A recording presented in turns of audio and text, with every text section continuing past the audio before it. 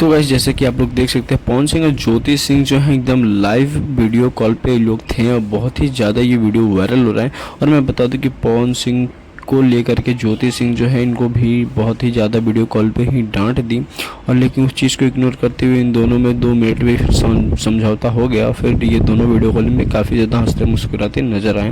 और बाकी मैं बता दूं पवन सिंह के ऊपर ज्योति सिंह ने क्यों आखिर में गुस्सा किया, तो आप लोग देख सकते हैं जो सामने वीडियो चल रहा है। इस वीडियो में पवन सिंह का रिएक्शन और क्या रहा, इसी चीज़ को देखते हुए